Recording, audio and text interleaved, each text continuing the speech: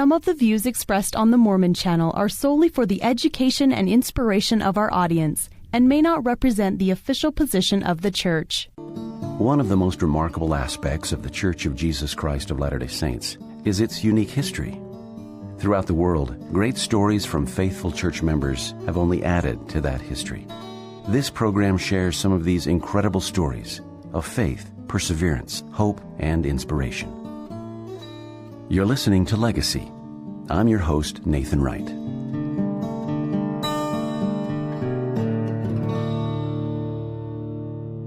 Oscar Wilde wrote, "Every portrait that is painted with feeling is a portrait of the artist, not of the sitter." Art then allows us to see into the souls of artists and ourselves as we connect with those feelings. Joining us today on Legacy is Rita Wright, Curator of Art and Artifacts for the Church History Museum here in Salt Lake City. Rita, welcome to Legacy. Thank you. Please take a few minutes and tell our listeners about yourself. Well, I'm actually fairly new to the Church History Museum. I've been at BYU for the last 17 years, where I taught the History of Civilization courses in the Humanities Department. And then the last 8 years, I've been at the Museum of Art there, which was a wonderful experience working with the academic community and with the amazing BYU students. But now I'm on a new adventure here at the Church History Museum and ready to go and focus a little more on the history of this people and the art that they create. Well, congratulations on your appointment here. That's very exciting. Thank you. How did you get into this to begin with? I kind of fell into it, actually. We raised our children in Southern California, and at that time, we decided we wanted to come back to Utah. I wanted to get a graduate degree.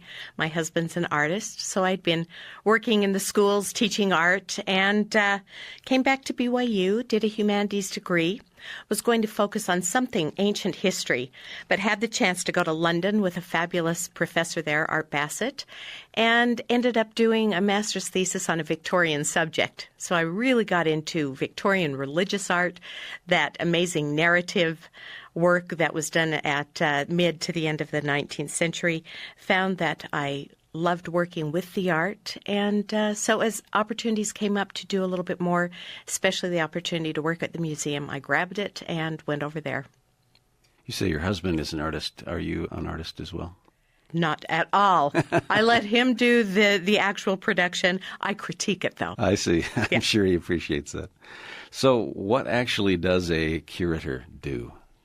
Well, the word curator comes from the idea of caring for a collection.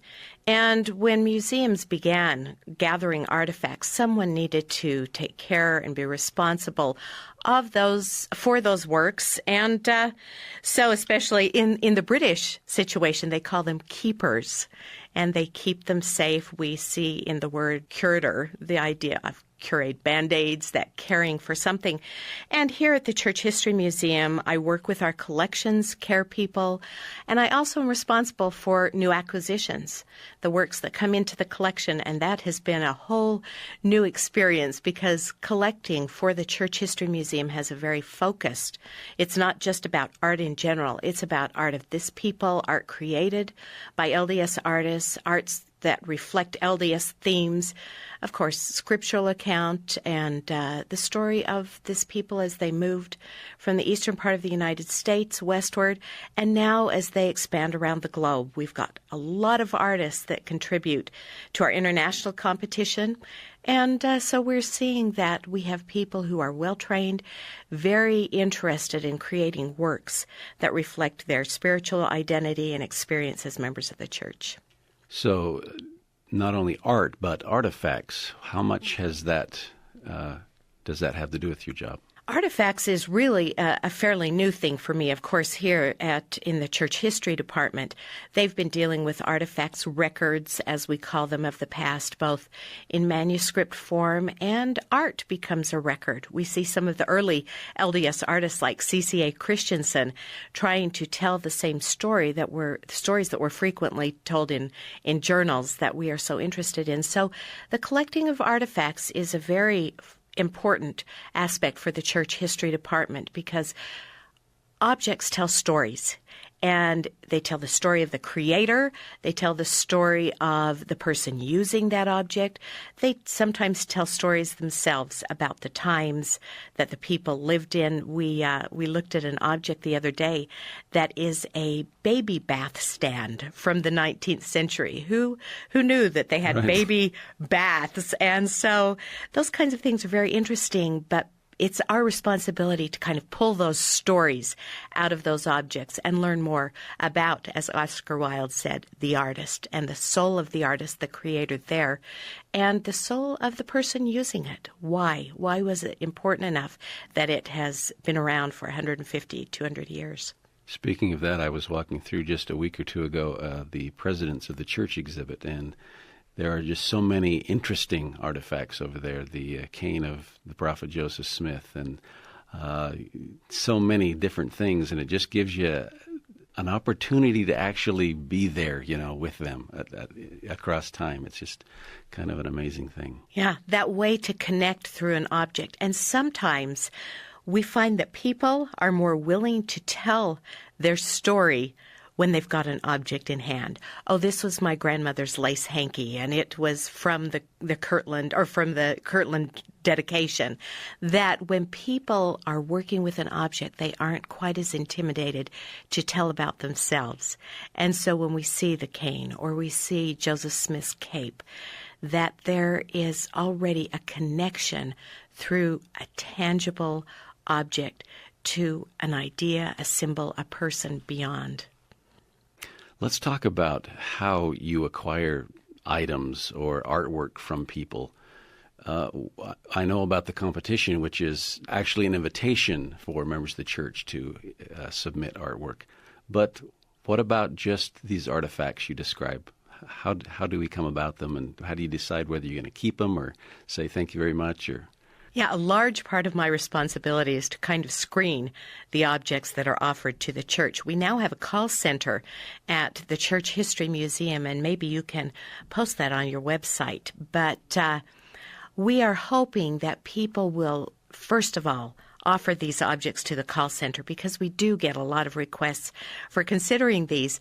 But my responsibility in that is to take that object and to consider it both for its historical merit. Was it something that we have a clear provenance or ownership on, that we can trace back to a significant person in the church or an event? This was from the temple dedication in Ghana, kind of thing. So we look for those kinds of connections. Then the other thing we look for with artifacts as well as the works of art is their aesthetic merit. Is this something we can show in an exhibition? And quite frankly, that's where we deal with the skill of the artist. We recognize the strength and power of cultural artifacts, some of these things that come from around the world, and we acknowledge that they're very important in conveying messages about the people and the times and the places that they live. But then there's the other side of it, that if we are going to use it in an art exhibition, we have to look at the aesthetic power of that work. Has the artist used line, color, form, concept in a way that really draws us in and makes us want to see beyond those symbols, as Johnny Widtsoe said, the mighty realities for which they stand. So determining that is something that takes a lot of time to kind of let these thoughts and experiences with works of art and artifacts incubate. It's meant for me a lot of museum looking, a lot of collections experiencing, so that I've become familiar with those things that have been deemed worthy of entering into a collection like the museum's.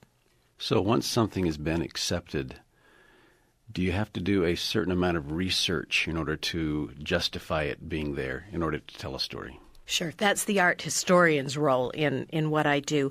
And in fact, I have a work that's been offered to us right now, very interesting early 20th century work. And even before we go through the formal acquisitions process, I've begun researching the artist to see what kinds of information bits of information have already been gathered. I look through other periodicals. I go online, look through an auction search to see what his works have been selling for, if indeed they have. I want to know a little bit about his background, his relationship with the church, where he studied, and so it becomes a great deal of detective work. It's that same feeling of getting on the hunt, and it draws you in, and once you start learning about the artist and that he spent some time in Paris, and this particular painting is dated Paris 1914, makes me wonder if he was going to some of those incredible avant-garde exhibitions that were there, if he knew some of these artists, who he studied with. So it becomes a story of an individual again, but then it becomes a story of my search for the connections to the church experience. Where does he sit within this great tradition of LDS art?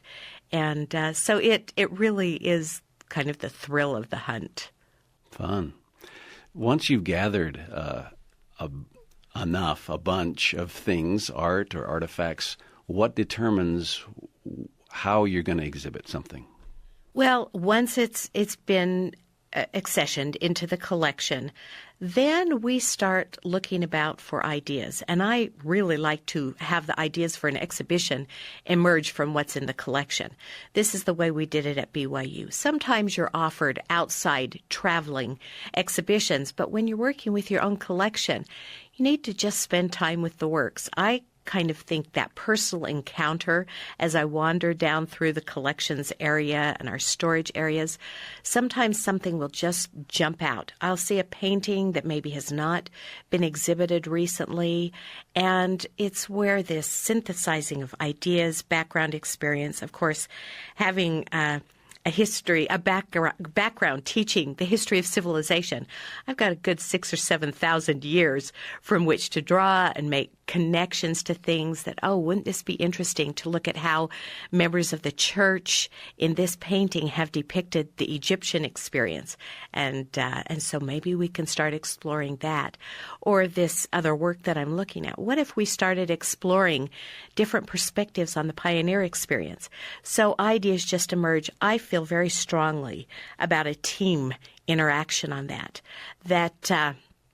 members of the church, members of the museum staff have ideas about the kinds of things they'd like to see, and listening to that and observing the kinds of things that go on in LDS media that happen in our Utah culture, that happen in the global community. Any of those things can be a catalyst for an exhibition idea. This is Legacy on the Mormon Channel. We're visiting today with Rita Wright, Church History Museum Curator of Art and Artifacts. Let's talk about some of the things that are going on in the museum right now. There's always the ongoing presidents of the church, but what are some of the other exhibits? Right. We have 3 temporary exhibits up right now. Mi Vida, Mi Historia is going to be closing soon, and that's been a wonderful chance to explore testimony of some of the Latin American saints. 2 of our most recent exhibitions, one deals with quilts and the connections people make to that quilting experience. It's called Pieces of Me. And it's a delightful exhibition where we see textiles taking center stage. These are indeed works of art. It's not a painter necessarily working with a brush, although we do have one work in there by Pam Bowman where she's painted a quilt and used its mixed media. It's got keys, it's got nails. And so what do those aspects of the quilt say about her and her friends and the daily rituals they engage in? And just the opportunity of experiencing the color, the line, the form in these quilts. They're very intricately done. Some of them tell stories of people in distant places, and bringing them into the museum makes us feel closer to them, that these works of art really do reflect individual stories. Then we also have an exhibition that is really a group of works that have been loaned to us. They are not at this point in the museum collection. We hope at some point maybe a few of them will be. But it's They're expressions, contemporary expressions of the artist's testimony of the Savior. They've taken scriptural account and responded to that in works of art. We have paintings. We have some fabulous sculpture in there, and just some interesting art objects in glass. So it becomes kind of a view at of contemporary feeling about the Savior, and that it doesn't necessarily have to be done in a figurative painting of Jesus Christ, but that perhaps a brilliantly colored abstract painting called Pillar Number 1 by Clayne Graves becomes representation of Shekinah, of the divine presence of God that was in that pillar of fire that went before the children of Israel. It is not the face of Jesus Christ, literally, as we may see some artists like Del Parson paint it, but is definitely a seeking to know Jesus Christ and that brilliant aspect of glory that led the children of Israel. I saw some of the other works online in very small depictions. Tell us about more of these on this particular exhibit. Well, there are several. In fact, there are 3 in a row that just really tend to attract me because of the way they work together. One is A Descent from the Cross by Brian Kershisnik. And of course, in our culture, we've been very careful about representations of crucifixion and that aspect of the Savior's ministry and atonement. But this particular work is very poignant, and I had the opportunity recently of visiting with some of the general authorities. And as we stopped and looked at this work, we talked about Jacob 1:8 in the Book of Mormon, where it indicates to us to think about and view the Savior's death, think about the cross he bore, as well as how we must pick up and bear our own crosses. So as we look at this painting, beautiful, it's very large, of individuals taking the Savior's body down from the cross, it becomes a very quiet, sacred moment when we reflect on these individuals that loved him, that had been with him as he ministered to the people, and how they must have felt when they did not yet understand resurrection. They had been told, but at that awful moment, they were dealing with the mortal remains of the Savior and the looks of grief on their faces, the tenderness with which they take this body down from the cross. As I spoke with the artist, Brian Kershisnik, I kind of wanted to test him, and I said, "So Brian, have you painted yourself in here?" And he just responded that all of these have a part of me, which goes back to your initial quote, that it reflects, as he thought about these individuals, what they must have gone through and how that has meaning for him personally as an artist, and then how we as viewers receive that and come to it with a certain set of beliefs and understandings that help us start making meaning.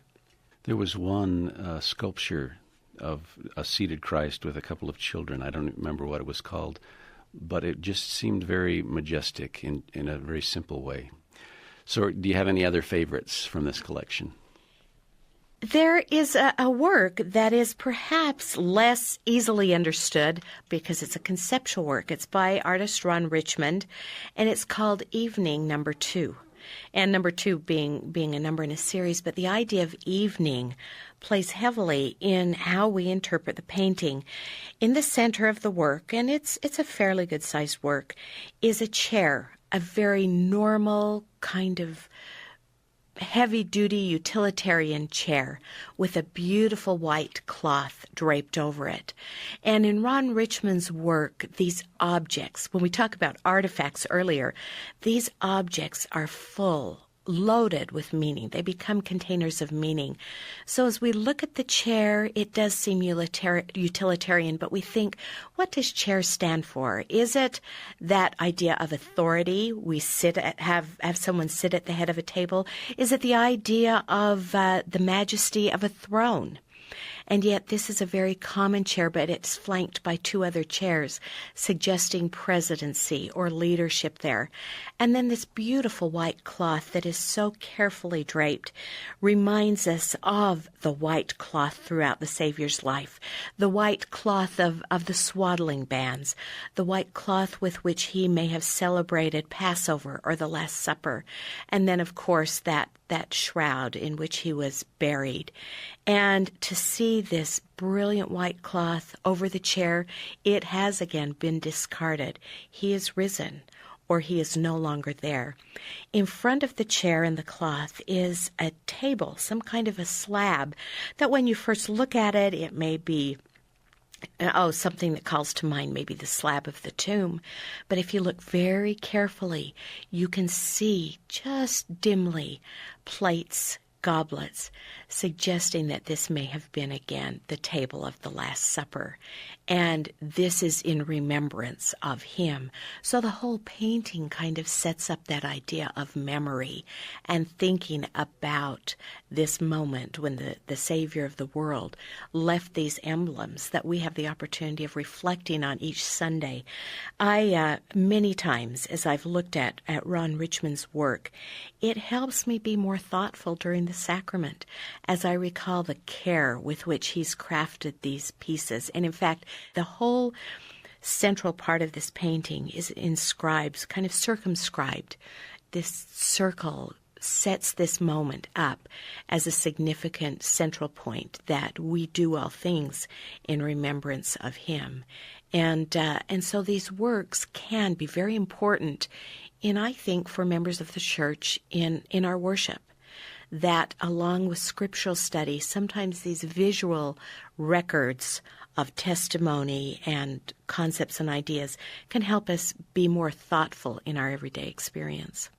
So each one of these artists are very unique in their own way. What similarities do they have that has brought this group of works together? I think it's passion. It's caring a great deal about what they do. That, I have the opportunity of working with all kinds of departments and disciplines within the church, and I see a group of people who are so devoted to doing the best that they can in whatever their area is. And these artists are the same, that they are thoughtful, they are careful. It's interesting, we go back to that word curator and taking care, but they really want to convey their ideas, their testimonies, their beliefs, and so they have trained, they have worked. It's not just something where you say one day, oh, I'm going to be an artist, but I see in these particular artists a real devotion to learning their art skills, their craft, to working through, to struggling. There is a lot of heartache and struggle as they wrestle with some of these pieces. Sometimes they just aren't working. I know that Jim Christensen, who is perhaps best known as a fantasy artist, James Christensen, that members of the church will recognize his works, but he had struggled with the painting that's in this particular collection. This is a man of great artistic stature who has been doing work for years, has taught at BYU, and yet this painting of the Savior in Gethsemane had been a serious struggle for him, and he just had wrestled with it, had left it there working on it till a moment when he had an opportunity of visiting with one of the apostles, and he just said, I can't quite make this come together. And the apostle took a look at it and said simply, it's missing the cup, the bitter cup. And of course, was the cup in the garden? No, this is a metaphor for the kind of struggling. But when he is an artist and all of his background and ability with symbol and idea, took that and placed this cup on its side with just one drop, as he expressed it, almost of the bile of this bitter moment, that the painting came together compositionally, that the meaning was enhanced, and because he was in tune to receiving those kinds of insights about his work from years of experience, the painting did come together. And there are so many different kinds of artists within the church. I remember some years ago an exhibit called Sacred Connections that was works of Native Americans, and was able to go on the road with then curator Richard Oman, and we interviewed artists and got video of their work and their studios, and it was just such an amazing experience to be there in their studios, in their environments, be able to see them work. So now, may I ask a question? Sure.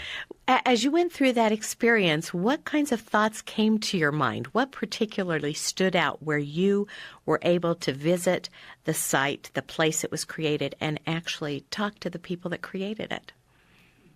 The opportunity to see the places and the reasons why these people would create the work was quite amazing. We visited one place called the Hatch Trading Post, and this was a painter, and he actually painted a scene of some years previous of his grandmother and his father in the trading post, and just to be able to see the background of what he was doing there and the feelings that were created from being there was very, very nice. I think sometimes we think we have the corner on spirituality in our certain kind of Utah art or LDS art, but when we recognize that throughout the world there are artists who try to connect, whether they understand it and of course in their language. Is it the Great Spirit? Is it something of energy in an Eastern philosophy or experience?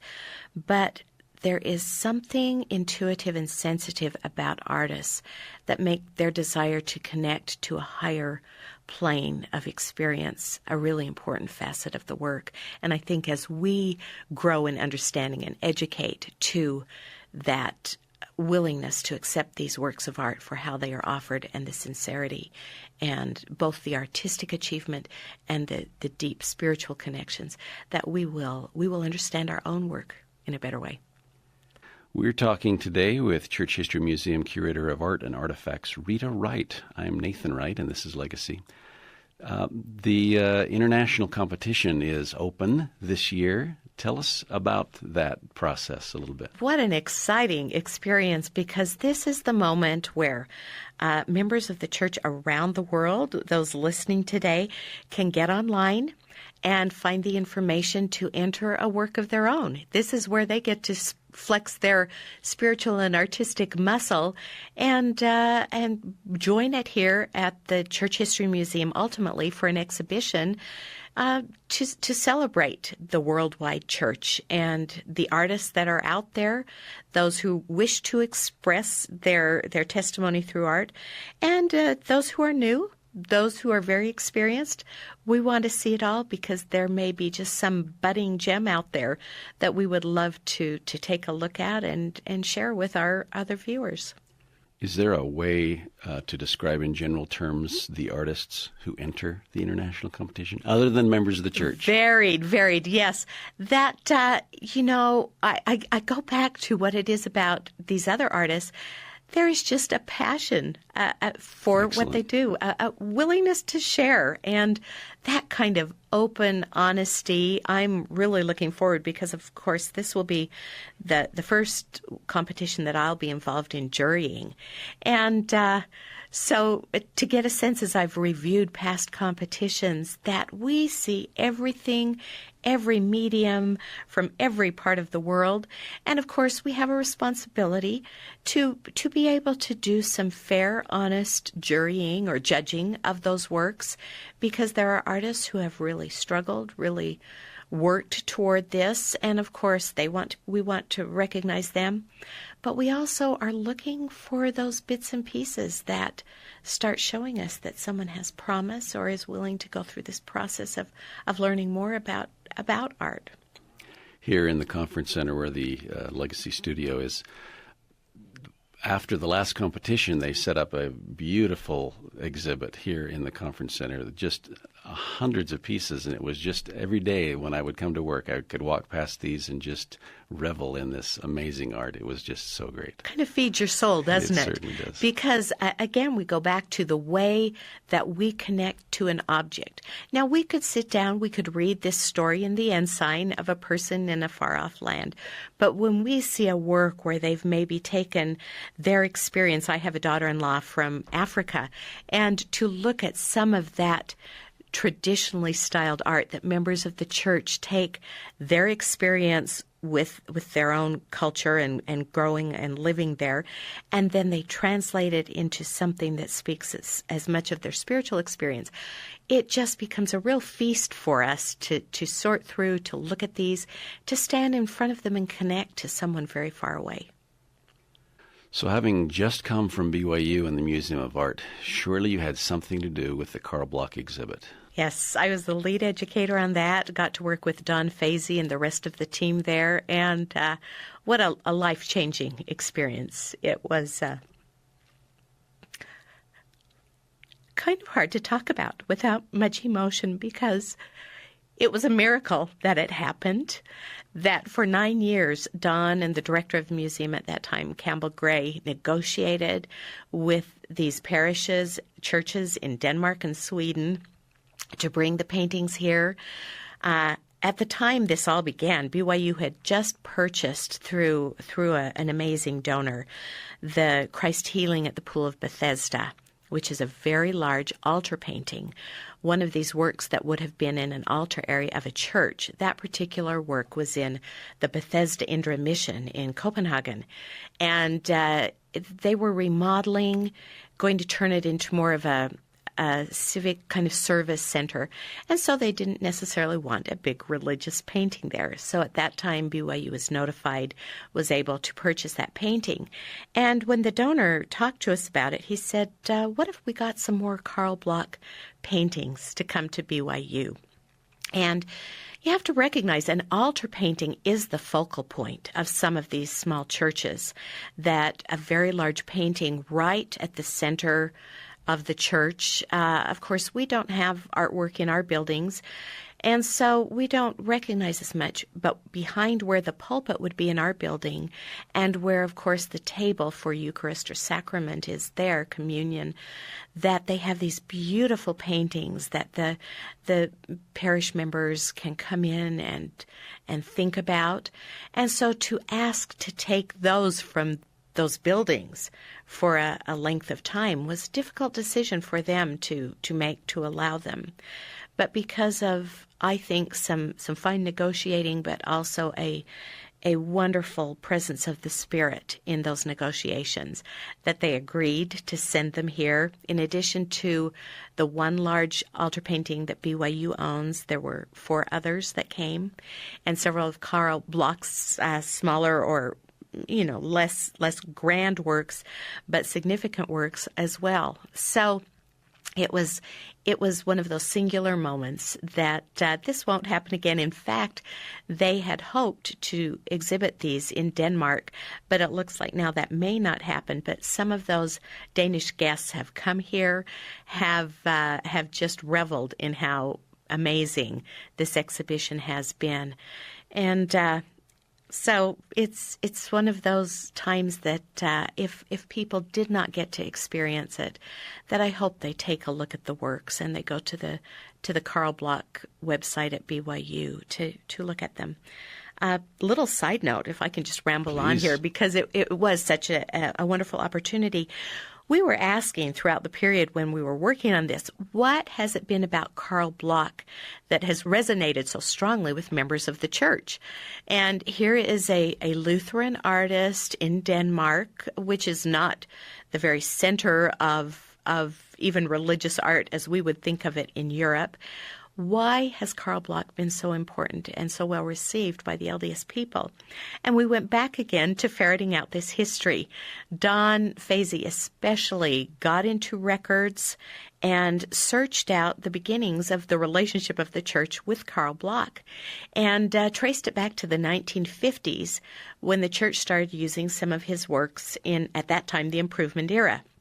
They were asked to illustrate a story for the young men, young women at that time, the section in the Improvement era, on the life of the Savior.